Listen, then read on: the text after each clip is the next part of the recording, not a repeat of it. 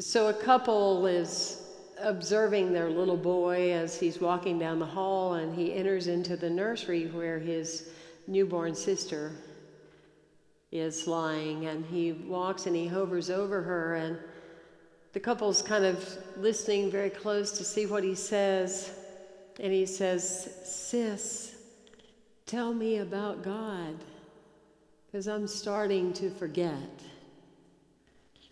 And I love that story, and I love that energy of that short and sweet point, because often for each of us, we go through layers of our lives that we have these temporary moments, that we have this awakening of, oh, that's right, I'm not in this by myself. Oh, that's right, what was I thinking? There's a presence and power that's greater than I am, and the key is that I can use it. It's one thing to know there's a presence and power. It's another thing to get out of the way in order that the power can be used through us in the most unique way. We've been delving into this material for the 6 weeks of dark and light, of subtle darkness, of energies, of challenges that people go through in the 21st century and things that we walk through and around. We've looked at what it means to admit our darkness, that the very nature of admitting it and walking through it doesn't mean that we're owning it forever and we're going to put a trophy on our shelf, but it means that we're going to own it in a way that we may free ourselves from the misunderstanding of it, yes? And so that's part of that process that we've been going through. We've also all admitted that we can deny it all day long, as in denial of pretending it's not there. Kind of like when I was a kid and the noise would happen on my car, well, I'd just turn the radio up. You know, I'm like, do you hear a noise? No, I'm hearing Carole King. What do you mean noise? You know. My dad would go, you didn't know something was wrong with your car? Radio up, you know. But that doesn't mean that it doesn't exist. And it's kind of like sometimes in life, our minds and our daily thinking capacity is like that of a computer that has a lot of windows open. You know, at some point it begins to slow the computer down. And you're not focused in on a particular window, but that window is running. And it's running, and it's running, and it's running, even though you're going about doing your business of looking at what's on the window before you. That's the way our minds work in life. Many wise sages have told us that we cannot hold two conflicting ideas at the same time. We cannot have that capacity, so that's why we can have the best of intentions about greatness. But if we have that window running on our computer mind that is anything less than that, guess what's pulling us? We become tired, we become weary, and those kind of things. I know none of you do, but you know. But that's part of that process, is being conscious enough and being able to see the broader picture of who we are as spiritual beings that we can look at. Let's turn those windows off. Let's acknowledge them. Let's acknowledge something we're still carrying from childhood. Let's acknowledge something we're still carrying about an ex. That's usually why they're exes. Let's acknowledge that, but let's move on. Close the windows. Affirm that with me. Close the windows so that the essence of you. Carl Jung, with Jungian psychology, said, in a way that I clearly understand it, that first we must realize that we are asleep so we can wake up. And then we wake up so we can die. And then we die so we can be born. We cannot be born until we die, and we cannot die until we wake up. And this is kind of our journey of our spiritual life. We're just going through experiences and phases. We're going through things happening in our lives, and all of a sudden we get awake. Like, oh my gosh, this is my life. You ever get that way? And you just get so excited again. You don't really know what made that transference other than you just had a moment that you woke up. It could be pain woke you up. It could be a problem woke you up. You know, there's never a problem in the universe that's here that the answer didn't come before. I'm channeling, so I'm like, what am I saying? Okay. The problem, if there is a problem, if you have a problem right now, and I know you do because you're human, if you have a problem and I have a problem, there can never be a problem in spirit without the answer having been before the problem. And that'd be good journaling for this week. But there's true, because there's nothing that can exist that the answer in spirit isn't already there. Or the problem wouldn't be measured by our own perception as a problem in the first place. But when we have that awakening, it's kind of like, you know, when we have been in love, you know.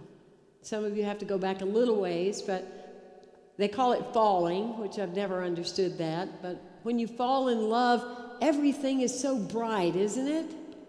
Blue sky is gonna be bright. Everything is so bright.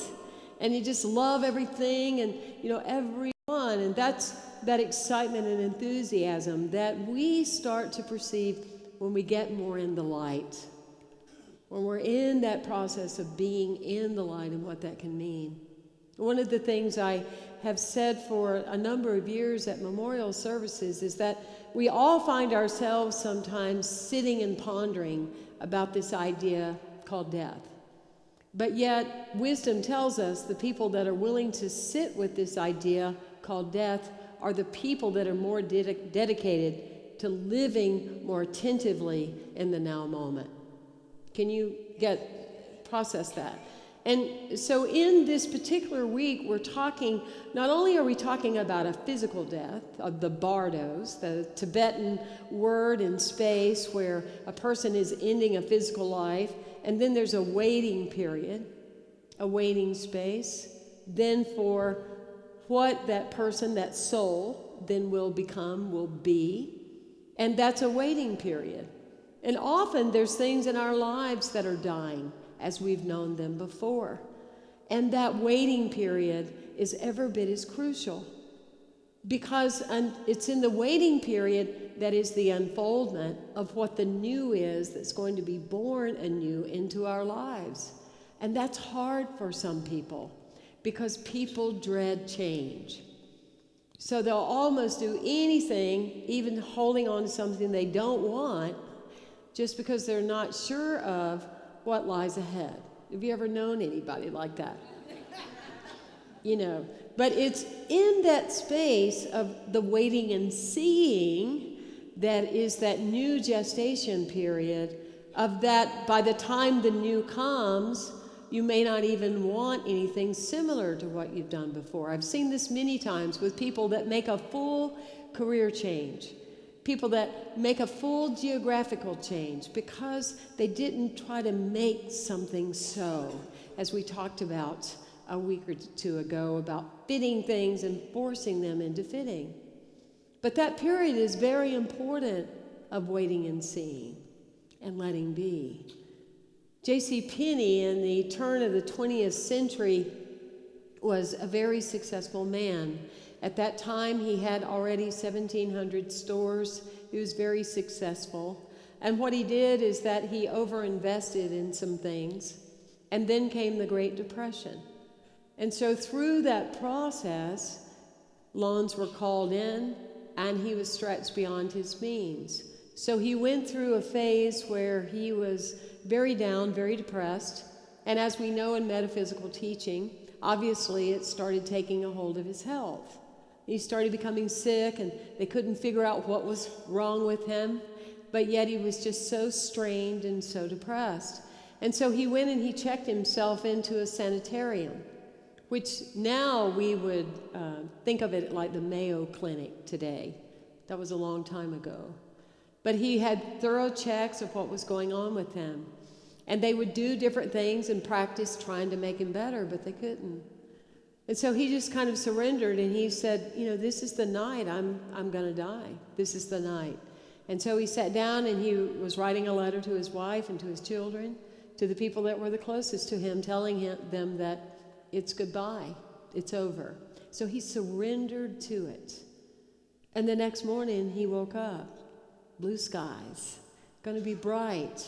For the first time in his life, he said that he felt truly alive. Because during that 20-minute window, he actually faced the thing he dreaded the most, and that was dying. And through dying, he then was able to step into a greater place of living.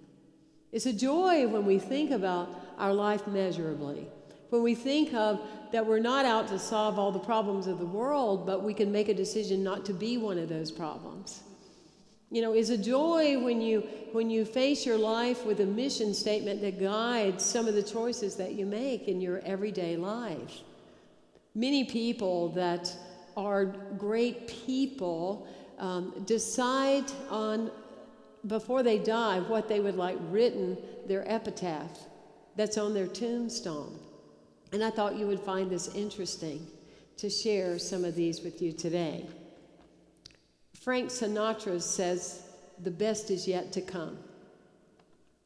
Thomas Jefferson, author of the Declaration of the American Independence of the Statute of Virginia for Religious Freedom, and father of the University of Virginia. Carl Jung, invoked or not invoked, the God is present. Hank Williams, country music songwriter, thank you for all the love you gave me. There could be no one stronger. Thank you for the many beautiful songs. They will live long and longer. Isaac Newton, nature and nature's laws lay hid in night. God said, "Let Newton be," and all was light. Now, he felt good about himself. That was clear. He must have been an early Unity graduate, right, Reve? Stan Laurel of Laurel and Hardy, a master of comedy, his genius in the art of humor brought gladness to the world he loved. And this one really moves me. The body of Benjamin Franklin, printer, like the cover of an old book, its contents worn out and stripped of its lettering and gilding, lies here, food for worms. Yet the work itself shall not be lost, for it will, as he believed, appear once more in a new and more beautiful edition, corrected and amended by its author. Isn't that great? It's absolutely great.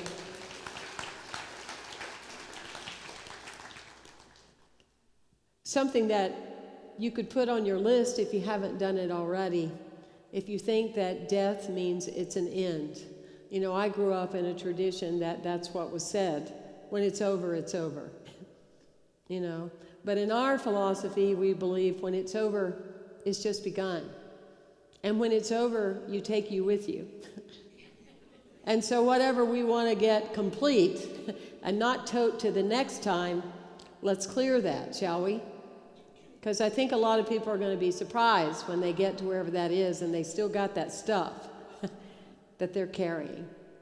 Because life is continuing. It doesn't ever end. Our soul is on a journey forevermore.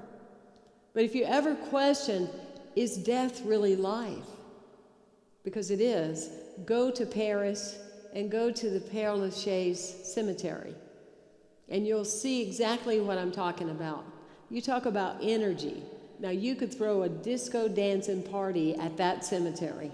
I am serious. There is so much energy there. It is profound. Even the children, especially the children, because they're so in tune, they feel it when they're walking along those grounds. That's where Chopin is buried, Oscar Wilde, Gertrude Stein, Jim Morrison, and ordinary Parisians as well. But there's some kind of energy there that you talk about feathers. Feathers are flying all the time. And the birds are chirping, like they're singing in harmony with the songs about life itself. It's amazing.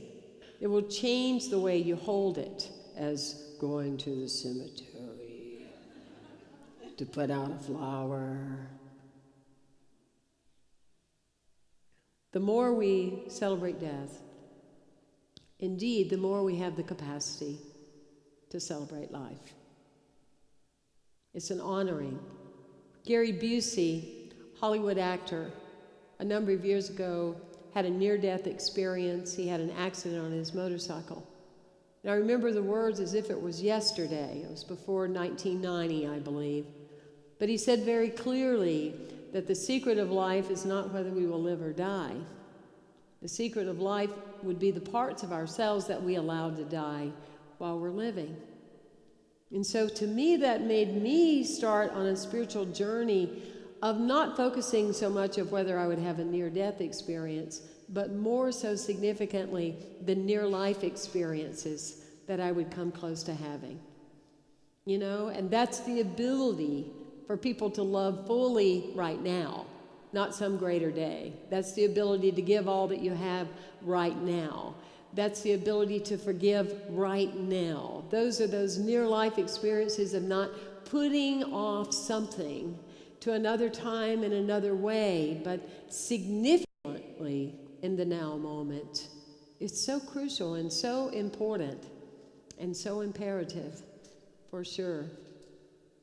I had faced a lot of death by the time that I was 30 years old. A lot of people in my life had died. And I had a Unity teacher that I loved and adored. Her name was Beverly. And when I was 30, she died at 40. She had had cancer. And we were just two peas in a pod. And I just really thought so much of her and her work. I was kind of really taken off guard when she died. And I grieved for so long her passing. And you already know I'm a grief queen. I mean, I really get into it. But I also know that in getting into it is the ability to come out on the other side whole. At least that's how it works for me. So I want to get all into it and feel it so that I can come out more alive. But I wondered, you know, where she was, what she was doing. You know, out of the Bardos, where did she go?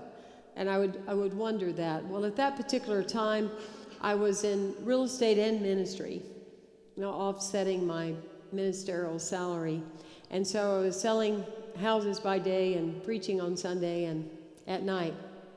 And I had a pager. And those of you that are young, it's a box. It's a box, and it would either beep, you know, or it would have a phone message on it. It would make a lot of noise, you know. And so in the middle of the night, this pager went off. Now, Beverly was born on January the 11th. And this pager went off, and I got up kind of startled in the middle of the night, and I looked on the pager, and it said 111. And I went, wow, that's interesting. Now, another thing to know is I was sober at the time. So the pager went off again, and 111. And I said, Beverly, is that you? Is that you? You're connecting with me. And so I pull out the next morning to go to a meeting, and there's a big banner, and it said Beverly's Antiques, grand opening. And that's what I felt like for me, like I was having this grand opening, like my heart opened up. Because I felt like in some way I was making this deeper connection to something that I love so much. It never stopped there. It's not stopped now. All these years later, 111 will either go off on my phone, it will happen. When I first had an office here and was meeting with Reverend Allen, he said, who's your first teacher in Unity? And I said, well, her name is Beverly. He said, Beverly Alverstadt? And I said, you know her? He said, she was mine and Catherine's favorite student. And she loved this place here in Florida. He said, also, who she used to be married to is the administrator here at First Unity. I went, get out. You are kidding me. So I ran in and I showed Linda. I said, look, I now have a new phone, and this goes off all the time. Please call 111. She said, wow, that is so powerful. And I've been getting those clues and those signs for years when something's right for me. When we were looking for our home almost a couple of years ago, when I was walking down the pavement, in large red numbers was 111, 111, 111. It's been there ever since. Ever since. If you don't believe me, you can come visit. So it's those kind of things that we are mindful of, that life moves along, and that life is non-ending. Art Linkletter used to love interviewing children about death. And one little girl said, well, you just go to a place called heaven, and, God takes care of you kind of like your mommy did, but God doesn't yell as much. Little boy named Bobby, he was 8. He said, well, I think that, good people go to heaven, and the other people, the not so good people, they go somewhere where it's hot, like Florida.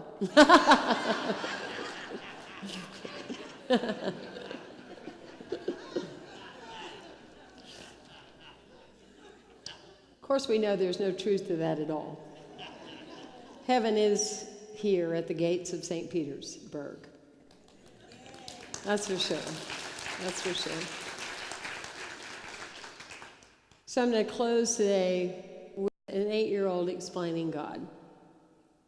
One of God's main jobs is making people. God makes them to replace the ones that die, so there will be enough people to take care of things here on earth. God doesn't make grown-ups, just babies. I think because they are smaller and easier to make. That way, he doesn't have to take up his valuable time teaching them to walk and talk. He can just leave that to mothers and fathers. And God's second most important job is listening to prayers. An awful lot of this goes on. Since some people like preachers and things, I love being categorized as a thing, pray at times besides bedtime. God doesn't have time to listen to the radio or TV on account of this. Since he hears everything, not only prayers, there must be a terrible amount of noise going on in his ears, unless he's thought of a way to turn it off. God sees everything and hears everything and is everywhere, which keeps him pretty busy. So you shouldn't go wasting his time, and you shouldn't go over your parents' head when they've already told you you can't have something. It's good to know that God's around when you're scared in the dark or when you can't swim very good and you get thrown into real deep water by the big kids. I know some of you in your life right now, you feel like you've been thrown in big water. And what Danny Dutton, who's 8, says is you shouldn't just always think of what God can do for you. I figure God put me here, and God can take me back anytime he pleases. And that's why I believe in God.